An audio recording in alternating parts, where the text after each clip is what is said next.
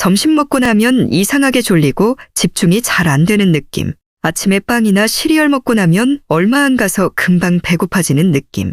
이런 경험 해보신 적 있으시죠?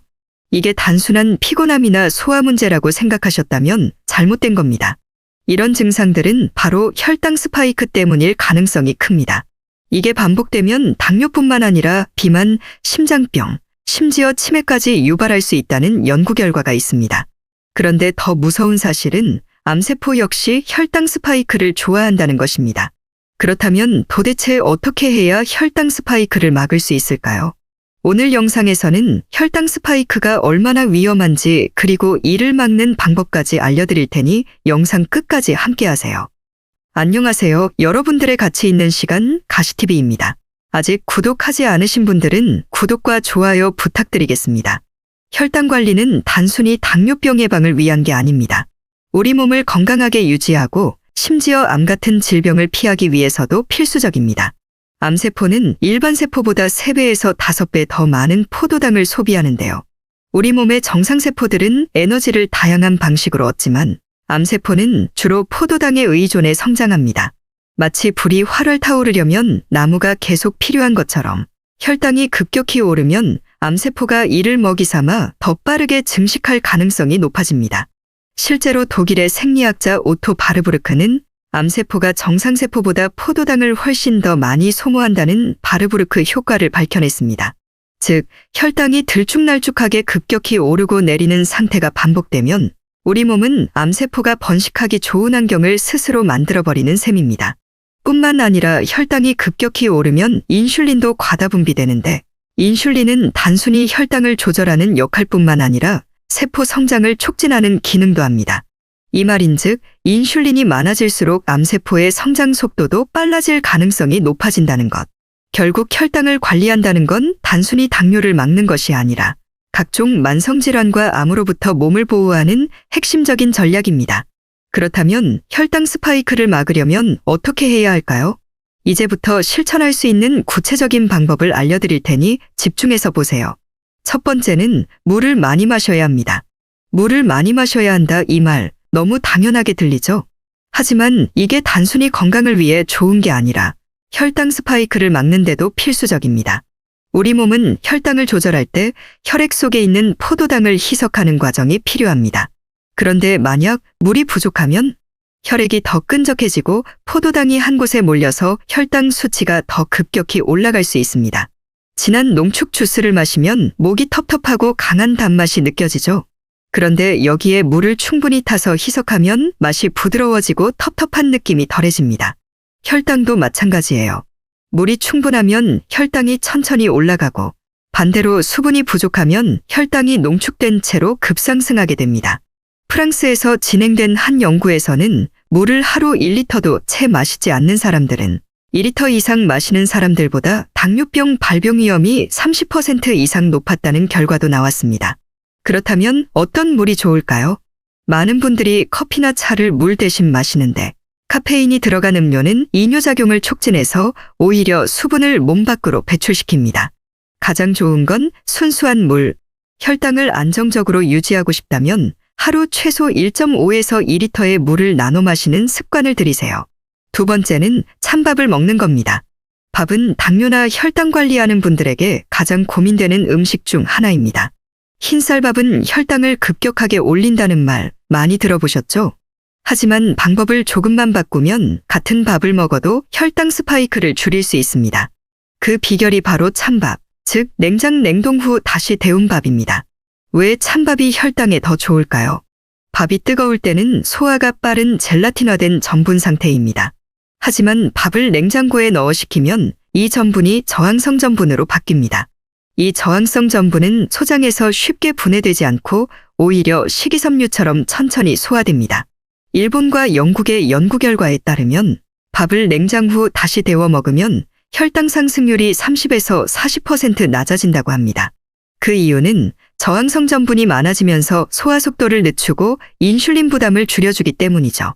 그러니 앞으로는 밥을 한 번에 많이 지어서 소분해서 냉장 또는 냉동하세요. 먹기 전에 전자레인지나 찜기에 살짝 데워서 드세요. 현미든 백미든 이 방법을 활용하면 혈당 관리에 도움이 됩니다. 결국 같은 밥을 먹더라도 조금 더 건강하게 먹는 방법이 있는 겁니다. 세 번째는 아침 식사입니다. 아침 식사 정말 중요합니다.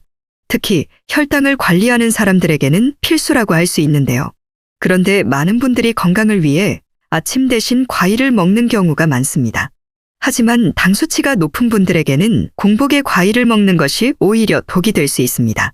과일에는 자연에서 온 당, 즉 과당이 풍부합니다. 이 과당은 빠르게 흡수되어 짧은 시간 안에 혈당을 급격하게 올릴 수 있습니다. 특히 공복 상태에서는 인슐린이 제대로 분비되기 전에 혈당이 먼저 치솟을 가능성이 높습니다. 이는 혈당 스파이크를 유발하고 인슐린 저항성을 악화시킬 수도 있습니다. 연구에 따르면 공복에 과당을 섭취하면 간에서 지방으로 더 쉽게 전환되며 인슐린 저항성을 증가시킨다는 연구 결과도 있습니다. 즉, 당뇨를 예방하고 혈당을 관리하려면 아침에 과일을 피하는 것이 좋습니다. 그렇다면 혈당을 안정적으로 유지하면서도 좋은 아침 식사는 무엇일까요? 그릭 요거트와 견과류가 굉장히 좋은데요. 그릭 요거트는 단백질이 풍부하고 소화 속도가 느리고 견과류도 건강한 지방과 단백질이 많아 혈당의 급상승을 막아줍니다. 또 두부나 삶은 달걀도 좋습니다. 둘 다 단백질이 풍부하고 포만감을 오래 유지시켜줘 혈당의 상승을 막아주기 때문입니다. 이처럼 아침을 어떻게 시작하느냐에 따라 하루 종일 혈당이 달라질 수 있습니다. 그러니 아침에 과일을 먼저 먹기보다는 단백질과 건강한 지방이 포함된 식사를 하는 것이 혈당 관리에 훨씬 유리합니다. 네 번째는 식사 후 먹는 디저트입니다. 식사 후 디저트 정말 맛있죠. 하지만 혈당 관리에서는 최악의 습관 중 하나입니다. 많은 사람들이 밥을 먹고 나서 케이크 한 조각, 아이스크림, 과일, 심지어 커피 한 잔에 설탕을 넣어 마시는 습관을 가지고 있습니다. 하지만 이 습관이 혈당 스파이크를 만드는 직접적인 원인인데요. 식사를 하면 혈당이 자연스럽게 올라갑니다. 그런데 밥을 먹고 나서 바로 단 음식을 추가로 먹으면 혈당이 한 번 더 치솟게 됩니다. 즉, 이중으로 혈당 스파이크가 발생하는 것이죠. 연구에 따르면 식사 후에 당을 추가로 섭취하면 인슐린이 과다 분비되면서 혈당이 급격히 올랐다가 급격히 떨어지는 롤러코스터 현상이 발생한다고 합니다. 이렇게 되면 몸이 금방 피곤해지고 더 많은 단 음식을 찾게 되는 악순환이 이어집니다. 특히 당뇨병이 있거나 혈당 조절이 필요한 사람들은 이러한 혈당의 급격한 변동이 인슐린 저항성을 높이고 장기적으로 췌장을 손상시킬 위험이 큽니다. 그렇다면 디저트를 아예 먹지 말아야 할까요? 물론 최대한 피하는 것이 가장 좋습니다. 하지만 어쩔 수 없이 먹고 싶다면 이렇게 바꿔보세요. 1. 당분이 많은 디저트 대신 견과류 한 줌이나 다크 초콜릿을 먹는다. 2. 식사 후 최소 1시간 이상 지나고 먹는다. 3. 디저트를 먹을 때는 단백질이나 지방이 포함된 음식과 함께 먹는다.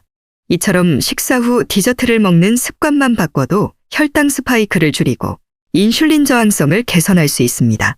5번째는 식사 후 10분 산책입니다. 식사를 하고 나면 소파에 눕거나 의자에 앉아서 휴식하는 습관 많이들 가지고 계시죠?